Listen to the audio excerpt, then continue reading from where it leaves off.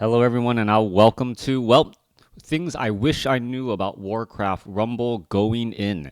Now, for those of you guys who don't know me, I am Crota, and I've been playing WarCraft Arc-Light Rumble since the closed alpha. And now that we are officially in the soft launch, I jumped right into the game thinking I knew what was up, I knew how to play the game, and boy, did I have lessons to learn. One of the biggest changes is how the game within the game has changed. Most specifically, talents. So first things first, I'm going to talk to you about some talents, some characters that you should unlock, the talents that come with them, and then also why talents matter so much. Now, first things first, the Frost Wolf Shaman. I'm going to be telling you minis to unlock and minis to upgrade because I think that these three minis here, just go in every single deck very, very well. You're often going to have large pushes, and being able to have a healer and a ranged unit works out very well for you. Now, whenever you get a mini, it comes as a common mini, as you can see here. The common mini, let me move this over. The common mini has no talent slots. Once you have a talent spot open, say going from common to uncommon, that green lock will open up and you can purchase a talent and put it in that slot.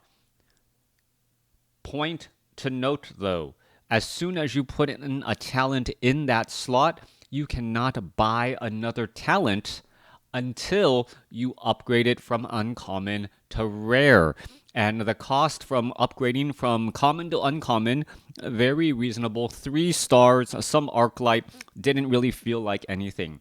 The cost from going from uncommon to rare is 10 stars, 500 Arclight, and an additional rare token upgrade. This was something that was not shown in the original alpha. So I was just buying talents to unlock them on some of my other minis, not realizing that I couldn't unlock the next talent until I upgraded said mini. So only buy a talent if that talent is the one you want.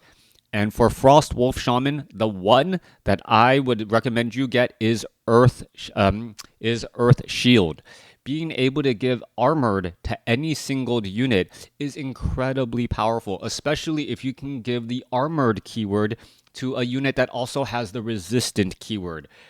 We'll talk about those later, but armored means you take half damage from siege damage and normal type physical damage. And because you're moving along or hopefully getting pushed by your shaman, the shaman can then more effectively heal you since you are taking less damage. So on the top of my list, Frostwolf Shaman with the Earth Shield talent, definitely something to look forward to. The second thing that I would recommend is the Quill Bore. The Quill Bore, and I like the tunnel vision. It just deploys out much more quickly. The Quill Bore has the unbound keyword, meaning that it can deploy anywhere out on the field. At only 2 coin, it deploys. It is a very, very cheap unit to deploy. It has the tank keyword, and it is also resistant.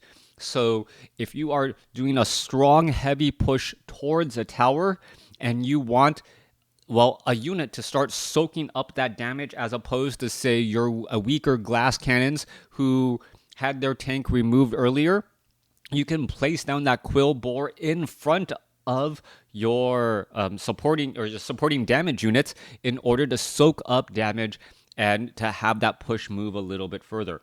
Quill Bore seems to be in every single deck that I run. It's very versatile with Unbound. It's very tanky, and resistant just makes it that much better. Add in, if you can get armored with the Earth Shaman, or the Frost Wolf Shaman, excuse me, even stronger there. Another mini that I seem to have in every single one of my decks is the Dark Iron. That's not the right one. Where's Dark Iron Miner? Right here. And here is his talents. The Dark Iron Miner is once again an unbound mini. right? So he can deploy anywhere on the field. And he also has the minor key trait. The minor key trait allows you to mine from those gold nodes. WarCraft Rumble, how you use your gold is extremely, extremely important in how to win the game. If you can get a gold advantage over your opponent by mining one of those gold nodes, you also deny that gold from your opponent. So it is a 2 gold swing. You're up 1, and because they cannot mine from it any longer, they are going to be down 1. Dark Iron Miner, very strong.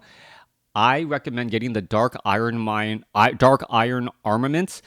Armored keywords, it works very well, reduces the amount of damage. The second one I would take is Gold Mine.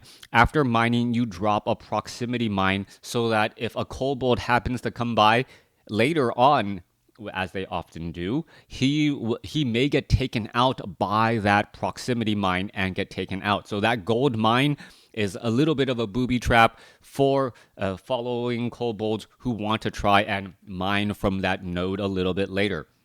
But right now, large pushes, armored, being able to keep those units alive, dark iron armaments. After mining, they gain the armored keyword, once again, almost turning them into a semi-tank, allowing them to be also deployed unbound. Absolutely great.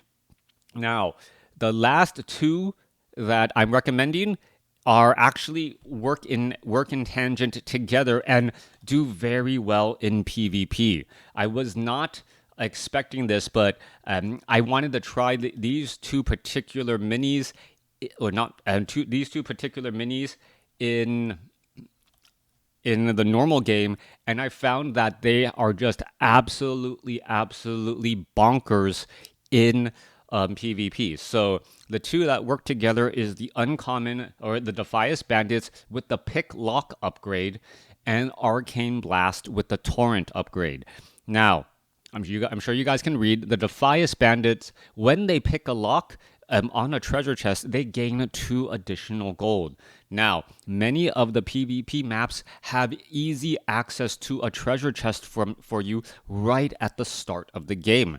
If you're able to cycle to your Defias Bandit or have your Defias Bandit in the opening hand, you place down that Defias Bandit, and for 1 gold, you cycle and you gain 4 gold on top of that. It works out extremely well, and you start to build momentum.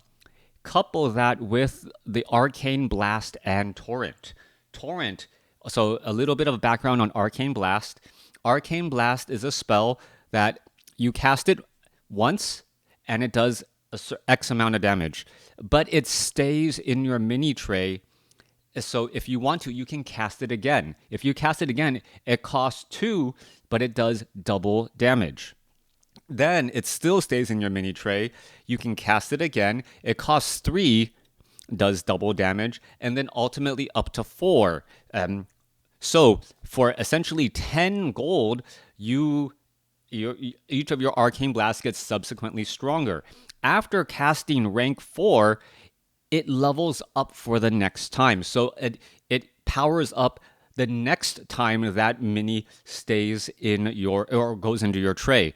What's great about this is, well, you get a stronger spell that levels up as you play the game in that individual match, but it is extremely gold intensive.